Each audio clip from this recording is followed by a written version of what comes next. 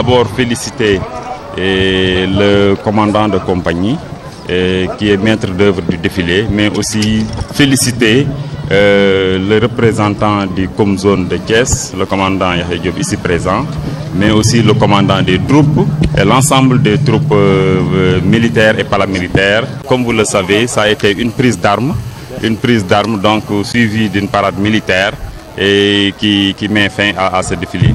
Donc je voudrais véritablement saluer aussi la mobilisation de l'ensemble de la population du département de Mbour pour venir, comme le chef de l'État l'a dit hier, magnifier les valeurs de la République, parce que c'est ça qui nous réunit aujourd'hui autour de cette place mythique, Mamadou Diop, que nous rendons au passage hommage, mais aussi saluer l'ensemble des élus qui sont venus nous accompagner, mais aussi des opérateurs économiques et des chefs de services départementaux et autres pour l'organisation de ce beau défilé. Monsieur le Préfet, à quand la décentralisation du défilé?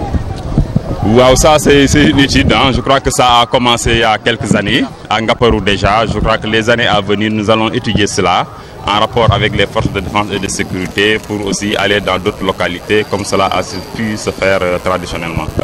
En profiter d'ailleurs pour magnifier cela parce que je disais tantôt que c'est une manière de saluer tout un chacun, chacun d'entre eux, en tout cas saluer les valeurs de la République, hein, le civisme, le respect de l'état de droit, le respect de l'autorité.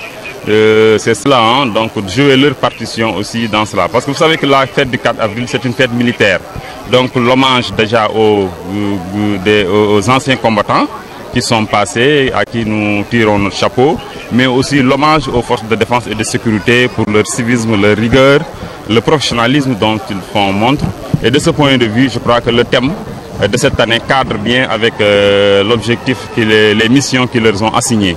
Donc la formation des forces de défense et de sécurité focus sur les écoles. Nous savons que dans la région de Thiès, nous avons des écoles de formation. Non loin d'ici, nous avons aussi une école de formation au niveau de Fatick, au niveau de Dakar.